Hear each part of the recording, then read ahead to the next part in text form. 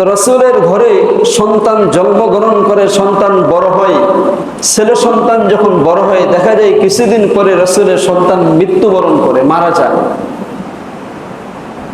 সন্তান জন্মগ্রহণ করে, এই সন্তান কিছুটা বড় হয়, বড় হওয়ার পরে দেখা যায় এই সন্তান মারা যায়। এক এক করে রাসূলের ঘরে 4 সন্তান, ছেলে সন্তান মারা যায়। তো আবু জেহেল এবং আবু লাহাব এরা বলে, কয় দেখো মুহাম্মদ যে সে নবী, মানুষের মাঝে কালেমার দাওয়াত দিয়ে বেড়ায়, তো মুহাম্মদের নবীওয়ালার শান এবং মানকে ধরে রাখার মতো বংশের মধ্যে কেউ আর থাকবে না। এর কারণ যে তার ঘর থেকে যতগুলো ছেলে সন্তান জন্মগ্রহণ করে তারা এক এক করে মৃত্যুবরণ করবে, এর ঘরে সন্তান জন্মগ্রহণ করবে না। মানুষ বলে যে অনেকের যখন সন্তান হয় না, মেয়ে হয় না, ছেলে হয় না, তখন একজন আরেকজনকে বলা বলি করে ও হলো নির্বংশ, এইভাবে বলে না, বা আটখোড়া, বিভিন্ন ভাষায় কথা বলে। মানে মানুষ একে অপরের সাথে এগুলো কথাবার্তা বলতে থাকে। কারণ হলো যে তার ঘরে কোনো সন্তানই জন্মগ্রহণ করে না, বা সন্তান জন্মগ্রহণ করলে সেটা মৃত্যুবরণ করে, কিছুদিন পরে হোক বা তৎক্ষণিক হোক মৃত্যুবরণ করে, কোনোটাই থাকতেছে না। তখন মানুষ বিভিন্নভাবে বিভিন্ন ভাষায় তাকে বলে। কেউ বলে যে আটখুরা, যার বাচ্চা কাচ্চা হয় না বা মারা যাচ্ছে বলে আটখুরা, মানে ওর ঘরে কোনো সন্তানই হচ্ছে না, বা হলেও সেটা মারা যাচ্ছে। তো এইরকম ভাবে ঠিক নবী করিম সাল্লাল্লাহু আলাইহি সাল্লামকে যখন আবু লাহাব, আবু জেহেল, উতবা, শাইবা, ওয়ালিদ বিন মুগীরা এই সকল কাফেরগুলো রাসূলকে তখন লেস কাটা বলে শুরু করলো, বলে রাসূল নির্বংশ, তার নবীওয়ালা শান মানকে ধরে রাখার মতো যোগ্য ব্যক্তি তার ঘরে কেউ আর হবে না।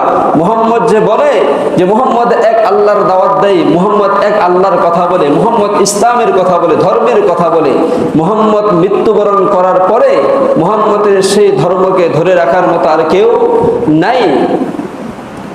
রাসূলের প্রতি যখন সূরা কাউসার নাজিল হয়, রাসূল জুমাচ্ছেন, তন্দ্রা ভাব, ঠিক এই সময়ে রাসূলের প্রতি এই সূরাটা নাজিল হয়। তো আল্লাহ তাআলা যখন সূরা নাজিল করেন, নাজিল হওয়ার পরে যখন নাজিল হয়ে গেল, নাজিল হওয়ার পরে সাহাবা کرامদেরকে নিয়ে বসা অবস্থায় আছেন নবী করিম সাল্লাল্লাহু আলাইহি সাল্লাম। তো কিছুক্ষণ পরে সাহাবীদেরকে ডাক দিয়ে বলতেছে, মুস্কে হাসি দিয়ে বলতেছে, রে সাহাবীরা জানো, আমার প্রতি এই মাত্র ওহী এসে আমাকে একটা মেসেজ দিল, একটা সূরা দিল, ওহী দিল। বলে কি দিয়েছে? ইয়া রাসূলুল্লাহ, ইয়া হাবিবাল্লাহ। আল্লাহ রাসূল বলে এক এক সময় তো এক একটা আয়াত কোনো না কোনো কারণ বশত আল্লাহ আমার প্রতি নাযিল করে, এক এক সময় এক একটা সূরা কোনো না কোনো কারণে আল্লাহ তাআলা আমার প্রতি নাযিল করে থাকেন। এই মাত্র সবে মাত্র আমার চোখের মধ্যে ঘুম আসতেছে ভাব, ঠিক এই সময় আমার কাছে ওহী এসে বলল, ইয়া রাসূলুল্লাহ, ইয়া হাবিবাল্লাহ, আপনার ঘরে এক এক করে সন্তান জন্মগ্রহণ করে আর তারা মৃত্যুবরণ করে, এবং মক্কার অলিতে গলিতে, শহরে বন্দরে আবু জেহেল, আবু লাহাব, উতবা, শাইবা, ওয়ালিদ বিন মুগীরা এরা আপনাকে নির্বংশ বলে ডাকে আর আপনাকে নিয়ে ঠাট্টা বিদ্রুপ করে থাকে। ওগো নবী, হতাশা হওয়ার কারণ নাই, চিন্তার কোনো কারণ নাই। আবু লাহাব আর আবু জেহেল বলে যে নবীর সম্মানকে ধরে রাখার মতো কেউ আর থাকবে না।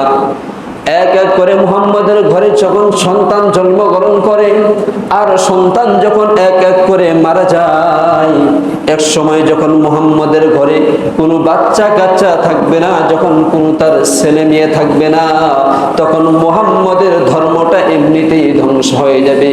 ওগো নবী, তারা আপনার যেইভাবে ঠাট্টা বিদ্রুপ করে, না না, আর কোনো চিন্তার কারণ নাই, আর কোনো পেরেশানির কারণ নাই, আপনি মনে দুঃখ নিবেন না, আপনি মনে কষ্ট নিবেন না।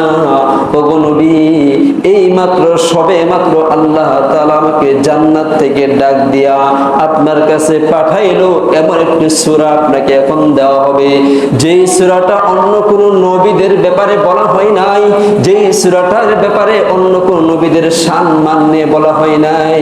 ওগো নবীজি, এই সূরাটা এত বিশাল বড় একটা শান আর মান আর পাওয়ার এর মধ্যে দেওয়া হয়েছে। ওগো নবীজি, এই সূরার মধ্যে এমন একটা রহমত আল্লাহ তাআলা ঢুকায় রেখেছেন, যা আল্লাহ রাব্বুল আলামিন কিয়ামতের মাঠে কোন নবীকে সেই রহমত দিবেন না।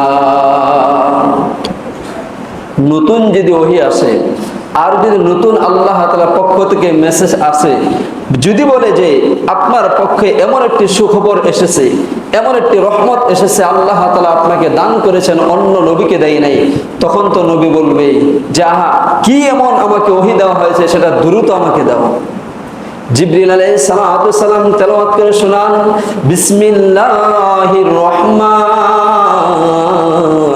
রহিম। জিবরিল বলে, ইন্না আতাইনাকাল কাউসার ফাসাল্লি লিরাব্বিকা ওয়ানহার ইন্না শানিয়াকা হুয়াল আবতার। আল্লাহর নবী সাল্লাল্লাহু আলাইহি সাল্লাম সূরাটা পাওয়ার সাথে সাথেই মুখস্থ করে ফেললেন, এত খুশি হইলেন, শুকর আদায় করলেন। আল্লাহর নবী সাল্লাল্লাহু আলাইহি সাল্লামকে জিবরিল আলাইহিস সালাম বলেন, ইয়া রাসূলুল্লাহ, ইয়া হাবিবাল্লাহ, জানেননি কি দেওয়া হয়েছে আপনারে? জানেননি কি দেওয়া হয়েছে? বলে, কি দেওয়া হয়েছে? বলে, ইন্না আতাইনাকাল কাউসার, নিশ্চয় আল্লাহ রাব্বুল আলামিন তার পক্ষ থেকে আপনাকে কাউসার দান করেছেন। সুবহানাল্লাহ, কাউসার দান করেছেন। বলে, এই কাউসার কি জিনিস? বলে, ইয়া রাসূলুল্লাহ, ইয়া হাবিবাল্লাহ, কাউসার পেয়ে জিজ্ঞাসা শুরু করে দিলেন, আরো সামনে চলেন। বলে, কি সামনে রয়েছে? বলে, এর আয়াতের পরে আল্লাহ বলেন, ফাসাল্লি লিরাব্বিকা ওয়ানহার ইন্না শানিয়াকা হুয়াল আবতার। ও নবী, মনে মনে হয় বড় দুঃখ নিয়ে বসে আছেন, সাহাবা کرامদেরকে নিয়ে বড় টেনশনের মধ্যে রয়েছেন, মনে মনে ভাবতেছেন, আমার আবু লাহাব, আবু জেহেল, উতবা, শাইবা, ওয়ালিদ বিন মুগীরা, তারা আমার ডাক দেয়া বলে, এ মুহাম্মদ, তোর ঘরে সন্তান জন্মগ্রহণ করে, তবে থাকে না, তোর ঘর থেকে, তোর বংশ থেকে, তোর বুনিয়া থেকে তোর সম্মান ধরে রাখার মতো কেউ থাকবে না। তুই নির্বংশ হয়ে গেছে, তুই লেজ কাটা হয়ে গেছো, তোর কোনো আহাল থাকবে না, পরিজন পরিবার কেউ থাকবে না। ওগো নবীজি, আর কোনো দুঃখের কারণ নাই, আর কোনো টেনশনের কারণ নাই, আর কোনো চিন্তার কারণ নাই। জানেননি আপনারে কি দান করেছে? কি দান করেছে? ইন্না আতাইনাকাল কাউসার ফাসাল্লি লিরাব্বিকা ওয়ানহার ইন্না শানিয়াকা হুয়াল আবতার। ও নবী, আপনি শুনেননি, আপনি জানেননি, ইন্না আতাইনাকাল কাউসার, নিশ্চয় আল্লাহ তাআলা আপনাকে হাউজে কাউসার দান করেছেন। আল্লাহর রাসূল বলেন, হাউজে কাউসার কি? ওটা জিনিস, হাউজে কাউসার কি নিয়ামত? বলে, ইয়া রাসূলুল্লাহ, ইয়া হাবিবাল্লাহ, হাউজে কাউসার কি জানেননি? হাউজে কাউসার এমন একটি শরবতের একটি নহর, এমন একটি শরবতের নহর। ওই নহরটা আল্লাহ তাআলা জান্নাতের মধ্যে রেখেছেন এবং পুলসিরাতের উপর দিয়া ওই নহরটাকে আল্লাহ তাআলা হাসরের ময়দানের মধ্যে ফিট করবেন। যখন হাসরের ময়দানের মধ্যে তার দুইটা নহর এসে, দুইটা লাইন এসে যখন হাসরের ময়দানে মাকামে মাহমুদের পাশে যখন থাকবে, ইয়া রাসূলুল্লাহ, ইয়া হাবিবাল্লাহ, ওই হাউজে কাউসারের পানির মর্যাদা জানেননি? ওই হাউজে কাউসারের মর্যাদা জানেননি? বলে, কি মর্যাদা? বলে, আপনার উম্মত যদি জাহান্নামে চলে যায়, আপনার উম্মত জান্নাত যাওয়ার কোনো সুযোগ হচ্ছে না, জান্নাত যাওয়ার মতো তেমন কোনো সুযোগ পাওয়া যায় না। আপনার উম্মত গুনাহ করতে করতে পাহাড় পরিমাণ করে ফেলেছে, তারা এমন গুনাহ করেছে, জান্নাত যাওয়ার মতো কোনো সুযোগ নাই, এরা জাহান্নামবাসী হয়ে গেছে। ইয়া রাসূলুল্লাহ, ইয়া হাবিবাল্লাহ, আল্লাহ তাআলার রহমানের দয়ায় যখন তাকাবেন, তার উপরেও দেখা যায় আপনার উম্মত যাওয়ার মতো কোনো ফায়সালা নাই, কোনো রাস্তা নাই, কোনো মত নাই, কোনো পথ আল্লাহ তাআলা আপনাকে অনুমতি দান করবেন, অনুমতি দিয়েও দিবেন যে আপনি হাসরের ময়দানে যে সকল মানুষ, যে সকল উম্মত আপনার জাহান্নামে চলে যাবে, ওই সকল উম্মতকে আপনি হাউজে কাউসারের পানি পান করাইয়া তাদেরকে জান্নাতের মেহমান বানিয়ে দিতে পারবেন। শুধু এতটুকু না, যে সকল উম্মত আপনার জান্নাতের মধ্যে দাখিল হয়ে যাবে, জান্নাতের সার্টিফিকেট পাবে, তারাও আপনার হাউজে কাউসারে পানি পান করে তারা জান্নাতের মধ্যে যাবে। আল্লাহর নবী সাল্লাল্লাহু আলাইহি সাল্লাম সাহাবা کرامদেরকে জিজ্ঞাসা করেন, ও সাহাবীরা জানোনি হাউজে কাউসার কারে কয়, কারে কয় তোমরা জানোনি? সাহাবীগুলো একসাথে বলেন, ইয়া রাসূলুল্লাহ, ইয়া হাবিবাল্লাহ, হাউজে কাউসার কি এটা একমাত্র আল্লাহ এবং তার রাসূলই ভালো জানে। ইন্না আতাইনাকাল কাউসার, কাউসার শব্দের অর্থ হলো প্রভুর কল্যাণ, অর্থাৎ হাউজে কাউসারের মধ্যে এত কল্যাণ আল্লাহ তাআলা রেখেছেন, একটা জাহান্নামের আসামিকে আল্লাহর রাসূল হাউজে কাউসার পানি পান করাতে সে জান্নাতি হয়ে যাবে। বলে হাউজে কাউসারের পেয়ালা হবে কি, আর এতগুলো পেয়ালা আল্লাহর রাসূল কোথায় পাবেন? মুফাসসিরিনে কিরাম বলেন, আসমানের দিকে রাতের গভীরে তাকাইলে দেখা যায় যে আসমানের মধ্যে অগণিত তারকা দেখা যায়। কেউ যদি প্রথম আসমান থেকে ওই আসমানের তারকাগুলোকে হিসাব করতে থাকে যে দেখি কয়টা তারকা আছে, সে কোনোদিন গুনতে পারবে না। এমনকি অনুবীক্ষণ যন্ত্র দিয়ে সে যদি আসমানের উপরে যায়, তাও সে গণনা করে শেষ করতে পারবে না যে আল্লাহর রাসূলকে এতগুলো পেয়ালা দান করা হবে আসমানের তারকার চাইতে কোটি গুণ বেশি। এক একটা তারকা হলো এক একটা পৃথিবীর থেকে অনেক বিশাল বড়। যে এইরকম সাতভাগ আসমান জমিন যদি একটা তারকার মাঝে দেওয়া হয়, এরপরেও দেখা যায় এই তারকা অনেকটা খালি হয়ে থাকবে। তো কি পরিমাণ আল্লাহ তাআলা তারকাকে বানাইছেন! বলে, ইয়া রাসূলুল্লাহ, ইয়া হাবিবাল্লাহ, এমন নিয়ামত আপনাকে দান করা হয়েছে। যখন এই মেসেজটা যখন সাহাবা کرامদেরকে দিলেন, সাহাবীরা বলে, ইয়া রাসূলুল্লাহ, ইয়া হাবিবাল্লাহ, আমরা কতই না ভাগ্যবান, কতই না ভাগ্যবান যে আমরা আপনার উম্মত হতে পেরেছি, আর ওই কাউসারটা আপনাকে দান করেছে। কিয়ামতের মাঠে আপনার হাতে আমরা হাউজে কাউসার পানি পান করে জান্নাতের মধ্যে যাব। তো ওই সকল কাফের মুশরিক বেঈমান গুলো আবু জেহেল, আবুল আহাব, উতবা, সাইবা, ওয়ালিদ বিন মুগীরা আল্লাহ রাসূলকে বলতেন, ইন্না আতাইনাকাল কাউসার, আপনি কাউসার যখন দান করেছে, কিন্তু তারা ঠাট্টা বিদ্রুপ করে বলতো মুহাম্মদের কোনো ছেলে নাই, মুহাম্মদের ছেলেগুলো দিন দিন বড় হয়, মৃত্যুবরণ করে, তারা তো মারা যায়, তার বংশ বুনিয়াদকে ধরে রাখার মতো কেউ নাই। কিন্তু মুফাসসিরিনে কিরাম বলে, কেন তার সন্তানগুলোকে আল্লাহ নিয়ে নেয়? কারণ আমরা সবাই জানি নবীদের ঘর থেকে কোনো সন্তান হলে তাকে নবীওয়ালা পাওয়ার বা ক্ষমতা আল্লাহ তাআলা দান করেন, তারে বানাইও দেন। দেখা গেছে ইব্রাহিম আলাইহিস সালামের ঘর থেকে সন্তান জন্মগ্রহণ করেছেন, সন্তানকে নবী বলে ঘোষণা করেছেন। এরকম বহু নবী আছে যে নবীদের ঘর থেকে যখন সন্তান জন্মগ্রহণ করেছে, তো আল্লাহ রাব্বুল আলামিন তাদেরকে নবী বলে ঘোষণা দিয়েছেন। মুফাসসিরিনে কিরাম এক ব্যাখ্যা করে যে মুহাম্মদের ঘর থেকে যদি সন্তান বেঁচে থাকে আর যদি বড় হয়, তো নবীওয়ালার শান, মান, নবীওয়ালা মর্যাদা তাকে দিতে হবে।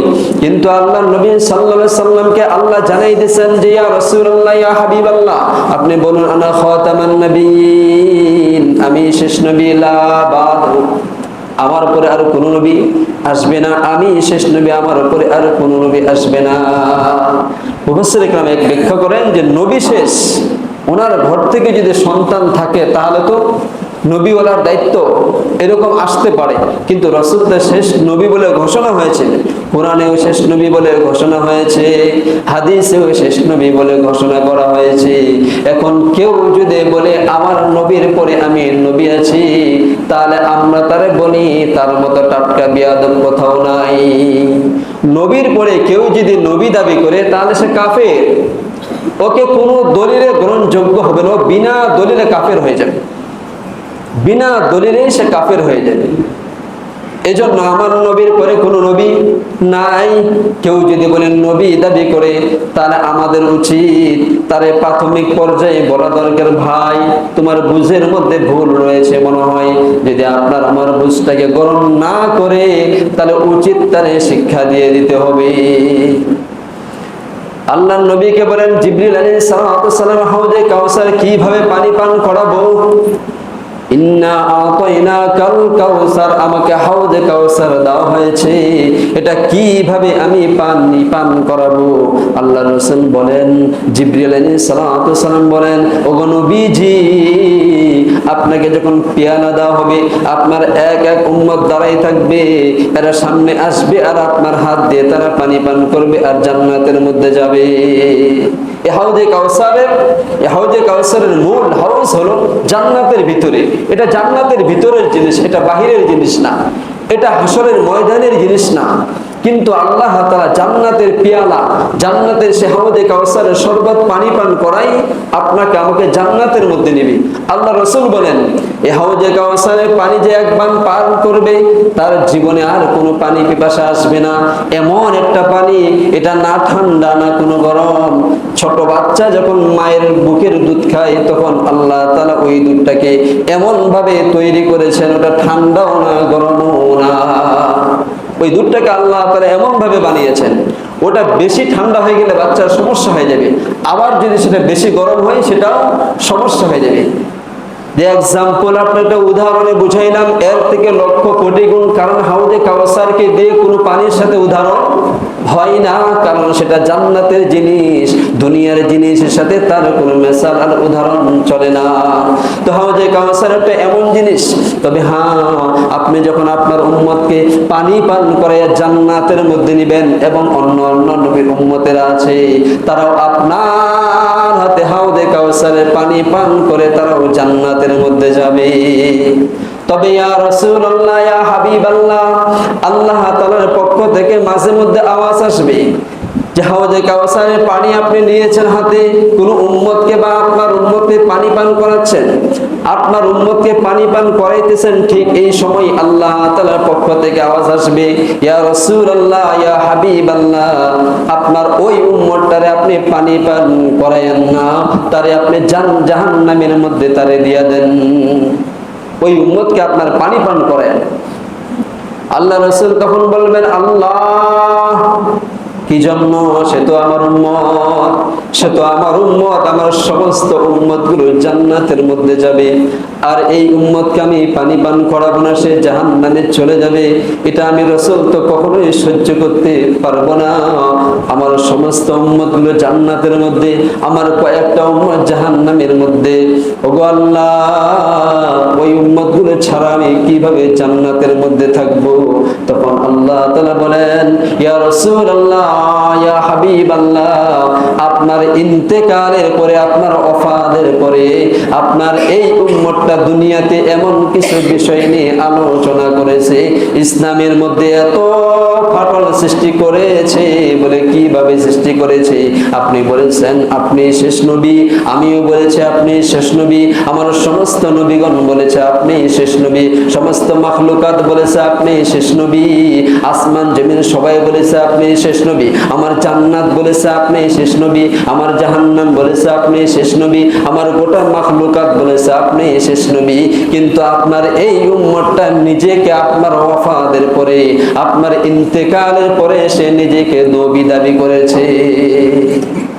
এই ইসলামের মধ্যে ফাটল সৃষ্টি করেছে, ধর্মের মাঝে ফাটল সৃষ্টি করেছে। শুধু তাই নয়, ইয়া রাসূলুল্লাহ, ইয়া হাবিবাল্লাহ, ওই সকল উম্মতকে আপনি পানি পান করাইতে পারবেন না। আপনার ওফাতের পরে তারা বেদাতি কাজ এমন ভাবে করেছে, মানুষের মাঝে এমন ভাবে আমল উপস্থাপনা করেছে, ওগুলো কোরআনের মধ্যে নাই, হাদিসের মধ্যে নাই, ওগুলো ইসলামের কোনো কিতাবের মধ্যে নাই, ইসলামের কোনো কথাই নাই। অথচ আপনার কথা বলে বলে বলে বলে সে চালাই দিয়েছে, নিজের শান আর মানকে বৃদ্ধি করার জন্য এমন ভাবে উপস্থাপনা করেছে, মানুষের মাঝে বেদাত আবিষ্কার করে বলেছে এগুলো হলো আমল। এজন্য আমরা যখন কোনো বিষয়ে আমল করব, কোনো বিষয়ে যখন আমল করব, অবশ্যই আপনাকে জানতে হবে যে এটা আসলে ইসলামের মধ্যে কোরআন সুন্নাহ অনুযায়ী বিষয়টা কতটা সঠিক আছে। আপনার আমার মাঝে এমন কিছু বিষয় মানুষ উপস্থাপনা করে, আমার মতো হুজুর উপস্থাপনা করে, আলোচনা করে, ওয়াজ করে, যে কোনো বিষয়ে ঢুকাই দিয়ে যদি আমার মতো একটা হুজুর ওয়াজ করে 1 ঘন্টা, যদি বলে এটা ইসলামে এটা রয়েছে, তা আপনি তো এটাই বিশ্বাস করবেন। আমি কিছুদিন আগে এক আমার মহব্বতের ডাক্তার, অনেক বড় ডাক্তার, ওনার কাছে আমি ট্রিটমেন্ট নেই, তো ওনার সাথে আমার অনেকক্ষণ আলোচনা হয়। এক পর্যায়ে উনি আমাকে বলেন, মুফতি সাহেব একটা কথা। বলে কি? আপনাদের কাজ কি যারা মুফতি? তাই আমি বললাম, আমাদের মুফতিতে কাজ হলো ইসলামের আইন নিয়ে গবেষণা করা, কোনটা জায়েজ, কোনটা না জায়েজ, কোনটা করা যাবে, কোনটা করা যাবে না, ইসলামের বিধি বিধান নিয়ে হলো আমাদের এই পড়াশোনাটা। তো উনি এক পর্যায়ে বললো, আচ্ছা জান্নাত যদি পেতে চাই কেউ, তাহলে শর্ত কি? তা আমি তার শর্তগুলো শুনাইলাম, যে নামাজ তো অবশ্যই করতে হবে, ইমানকে ঠিক রাখতে হবে, আমল করতে হবে, তারা জান্নাতের শর্তগুলো শুনাইলাম। এক পর্যায়ে ওই ভদ্রলোক আমাকে জবাব দিলেন, হুজুর জান্নাতে যাওয়ার জন্য যে রাসূল হাদিস একটা বলেছেন যে মিফতাহুল জান্নাতিস সালাহ, এই হাদিসটা সম্পূর্ণটাই মিথ্যা, সম্পূর্ণটাই মিথ্যা। এরপরে রমজান মাসের কিছু হাদিস তিনি আমাদের সামনে উপস্থাপনা করেন, মুখস্থ করেও ফেলেছেন, শিক্ষিত মানুষ তো মুখস্থ করে ফেলেছেন। উনি হাদিসগুলো আমাকে মুখস্থ শুনাইলেন যে আল্লাহ তাআলা রমজান মাসে রহমতের দরজাগুলো খুলে রাখেন, জাহান্নামকে বন্ধ করে রাখেন, শয়তানকে জিঞ্জির দিয়ে বেঁধে রাখেন, সবগুলোই মিথ্যা। অনেক বড় একজন ডাক্তার, আমরা সবাই চিনি তাকে, অনেকেই আপনারা তার ট্রিটমেন্টে চলতেছে, নাম না বলা যায়। তো আমি তো গেছি চিকিৎসার জন্য, ওনার কাছে তো এই বিষয় নিয়ে আমার দ্বন্দ্বের কোনো প্রয়োজন নাই। তো আমি চিকিৎসা নিয়ে ওনার কথা বলে শুনলাম, শোনার পরে আমি চিন্তা করতেছি, এনার কাছে 5 বছর আগে আমি সাক্ষাৎ করেছি, ইনি এইরকম ছিলেন না, হজ করার পরে তিনি হঠাৎ এইরকম, তার বক্তব্য কেন? একটু খোঁজ খবর নিজের মাথায় নিচ্ছি যে সে কোথায় পড়লো, কোথায় গেল, কার আলোচনা শুনলো, কার বক্তব্য শুনলো, কার কারণ সে এমনটা উল্টা পাল্টা বলতেছি। আমি চিন্তা করতে করতে এক সময় ওনাকে আলোচনা করলাম যে হুজুর স্যার, যে আপনি কারো ওয়াজ বা আলোচনা বা কাউকে ফলো করেন নাকি? বলে হ্যাঁ, আমি অমুক সাহেবকে ফলো করি। অমুক সাহেবের কথা যখনই বলছে, আমি বলি সে তো আহলে কোরআনের দল করে। আমাদের সমাজে একজন আলেম আছে, এরা বলে যে আহলে কোরআনের দল আমরা করি, আমরা আহলে কোরআন, কোরআনের মধ্যে যাহা রয়েছে এরা তাহাই নিয়ে আলোচনা করবে, তাহাই নিয়ে তারা আপনাদেরকে শোনাবে, গোটা পৃথিবীতে শোনাবে। রাসূল হাদিসের মধ্যে কি বললো ওরা ওটা কখনোই তাকাবে না। কোরআন যাহা বলেছে আমরা তাহাই করব, রাসূল হাদিসের মধ্যে কি বলেছে ওটা করা যাবে না। কোরআনের মধ্যে রুকু আপনি কিভাবে দিবেন, সাজদা কিভাবে দিবেন, আপনি কতটুকু হালবেন, কতটুকু হালবেন না, এটা তো কোরআনের মধ্যে কোথাও বলা নাই। তাহলে আমরা রুকু সাজদার মাঝে এগুলো হালি কেন? যে আমার রুকুতে আমি কতটুকু ঝুঁকে যাব, সাজদায় কতটুকু ঝুঁকে যাব, এগুলো আমরা করি কেন? এগুলো তো হাদিসের মধ্যে আছে। যারা আহলে কোরআন দাবিদার হয়, যারা আহলে কোরআন হয়, এরা দেখবেন সবসময় কোরআনকে নিয়ে বিশ্লেষণ করবে, এরা রাসূলের হাদিসকে অনুকরণ করবে না। এক পর্যায়ে এই এমবিবিএস ডাক্তার আমাকে বলল, হুজুর রাসূলের হাদিসগুলো সম্পূর্ণগুলো মিথ্যা, রাসূলের হাদিসকে অনুকরণ করা যাবে না, কোরআনে যাহা আছে তাহাই মানতে হবে। এই বেচারা যখন এই কথাটা বলেছেন, অথচ উনি আমাকে এত মহব্বত করে, এত ভালোবাসে, আমিও ওনাকে অনেক মহব্বত করে ভালোবাসি। হাজার সিরিয়ালও যদি থাকে, যদি কোনো কারণবশত জানতে পারছে হুজুর আসছে, তো উনি আমাকে ডাকেনে সামনে, আগে হুজুরে বিদায় করে দিই। তো ওই লোকটা কতটাই আমাকে মহব্বত করে, লোকটার হালত অবস্থা যখন এমন হয়ে গেছে, আমার চিন্তা হয় যে হ্যাঁ, আজকে এত বড় একজন জ্ঞানী শিক্ষিত মানুষের মস্তিষ্ককে ধুলাই করে উনি আজকে আহলে কোরআন নিয়ে লাফালাফি করতেছে, রাসূলের সমস্ত হাদিসগুলোকে মিথ্যা বলতেছে। রাসূল বলেছে, রাসূলের কোনো একটা হাদিস যদি কেউ মিথ্যা বলে বা রাসূলকে কেউ যদি মিথ্যা বলে, আর রাসূল দুনিয়াতে আসছে, উনি নবী হয়েছে, রাসূল নিজেও বলেছে আমি তোমাদের মাঝে নবী। এই যে রাসূল বলেছে আমি নবী, এটাও তো রাসূলের হাদিস। হাদিস হলো রাসূলের কথা, রাসূলের কাজ, রাসূলের সমর্থন, এই তিনটা হলো হাদিস। এগুলোকে সে মিথ্যা বলতেছে। এগুলো যদি মিথ্যা হয় তাহলে লোকটার মাঝে ঈমান আছে? নাই ঈমান। তো উনি আমাকে এক্সাম্পল বুঝাইলেন যে জান্নাত যাওয়ার জন্য আপনার ঈমান যদি সঠিক থাকে, আপনি জান্নাত যাবেন, এটার মাঝে কোনো সন্দেহ নাই। তা আমি বললাম এটা কার কথা? এটা কার কথা? উনি তখন বললেন এটা নবীরও কথা, কোরআনেরও কথা। তো নবীর একটা কথা মেনে নিলেন, বাকি কথাগুলো আপনি মানলেন না। তখন উনি এক পর্যায়ে আমাকে বললেন, হুজুর অমুক সাহেবের বয়ান শুনি, অমুক সাহেব প্রতি জুমায় এইরকম ভাবে আলোচনা করে, অমুক মসজিদে আমি নামাজ পড়ি। আমি বলি স্যার দেখেন আপনি যে হালতে যে অবস্থায় পড়ে আছেন, আমি বলবো না আপনি ফিরে আসেন, আপনি ওটাকে আরো গভীরভাবে গবেষণা করেন। ওনার গবেষণা তথ্যগুলো, আলোচনাগুলো আপনি আরেক বড় সাহেবের সাথে মিল করেন, দেখেন উনি সঠিকের মাঝে আছে না উনি সঠিকের মাঝে আছে না আপনি সঠিকের মাঝে আছে, যাচাই করে ভালো করে বুঝে এরপরে আমল করেন। কারণ কিয়ামতের মাঠে যদি ওই অবস্থা সৃষ্টি হয় যে ইন্না আতাইনাকাল কাউসার ফাসাল্লি লিরাব্বিকা ওয়ানহার ইন্না শানিকা হুয়াল আবতার, রাসূল হাউজে কাউসারের পানি আপনার রাসূলের হাতে নিয়েছেন, পেয়ালা ধরেছেন, আপনার সামনে গিয়েছেন, আপনাকে পান করাচ্ছে, আল্লাহর পক্ষ থেকে বিশেষ করে আওয়াজ আসতেছে। আল্লাহর রাসূল আল্লাহ বলেন যে তখন আমি নিজেই আওয়াজ দিয়ে বলবো, কোন ফেরেশতার মাধ্যমে বলাবো না, কোন মানুষের মাধ্যমে বলাবো না, আমি তখন স্বয়ং নিজে আল্লাহ আওয়াজ দিয়ে রাসূলকে বলবো যে আপনার ওয়াফাতের পরে ওই লোকটা মিথ্যাবাদী করে এরকম বিভিন্ন বিষয়ে আলোচনা করে উম্মতের মাঝে বিভ্রান্তি সৃষ্টি করেছে, আপনার পরে নবী দাবি করেছে, ইসলামের মাঝে আমল সাজাই দিয়েছে, ইসলামের মধ্যে ফাটল সৃষ্টি করেছে, একজন আরেকজনের সাথে মিল মহব্বত তছনছ করে দিয়েছে, এক কথায় ইসলামের 12টা বাজিয়ে ছাড়েছে। আপনার ওয়াফাতের পরে লোকটা সবসময় বেদাত করে চলতো, আপনাকে অস্বীকার করে চলতো, ইয়া রাসূলুল্লাহ ইয়া হাবিবাল্লাহ, সুতরাং ওই উম্মতের জন্য জান্নাত নয়, তাকে জাহান্নামে দিয়ে দেন, আমি তার প্রতি রাগান্বিত। রাসূল তখন বলবে, এই জাহান্নামের ফেরেশতারা মালিক কোথায় আছে? মালিক ফেরেশতাকে ডাকো, জাহান্নামের অন্য কোন ফেরেশতাকে ডাকা দরকার নাই, মালিক ফেরেশতাকে ডাক দিয়ে এনে তার মাজার মধ্যে শিকল লাগাও, তার হাতের মধ্যে শিকল লাগাও, জিঞ্জির পড়াইয়া তাকে এখান থেকে পিটতে পিটতে জাহান্নামের তলদেশে নিয়ে যাও। ওই স্যারকে কথাগুলো বলার পরে উনি বললেন, হুজুর তাহলে আপনার সাথে আমার আরো কথা আছে। উনি রোগী দেখা বন্ধ করে আমার সাথে আরো 5 মিনিট কথা বলে এরপরে বেচারাকে কোনো গতিকে আমি বুঝাইয়া এরপরে আসলাম। আমি চিন্তা করি ভাই এইরকম ভাবে আপনার মস্তিষ্ক ধুলাই করার জন্য চেষ্টা করবে একদল মানুষ, এই জন্য সতর্ক থাকতে হবে। আপনার ইমানের বহু দাম রয়েছে। আপনার মৃত্যুর পরে মৃত্যুর সময় সবচেয়ে বড় নিয়ামত কি জানেন?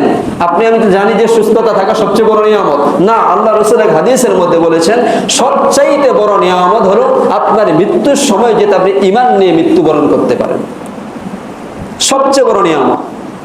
আমি সুস্থ থাকবো এটা তো আর বড় নিয়ামতই, কিন্তু সবচেয়ে বড় নিয়ামত হলো আপনার আমার মৃত্যুর সময় যদি ঈমান নিয়ে মরতে পারি, এটা সবচেয়ে বড় নিয়ামত। ওই সময় জান্নাতের সার্টিফিকেট যদি নিতে পারি, কে কবরে আমারে কেরা ঠেকায়? কারণ ঈমান নিয়ে মৃত্যুবরণ করেছে, আমার ঈমানে কথা বলবে, আমার ঈমান আমাকে জান্নাত নিবে। এজন্য আমরা সতর্ক থাকবো, আপনার আমার ঈমান যাতে কেউ নষ্ট না করতে পারে। আল্লাহ তাআলা কথাগুলোর প্রতি আপনাকে আমাকে সকলকেই আমল করার তৌফিক দান করুন। আসসালামু আলাইকুম ওয়া রাহমাতুল্লাহি ওয়া বারাকাতুহু। যারা সুন্নাত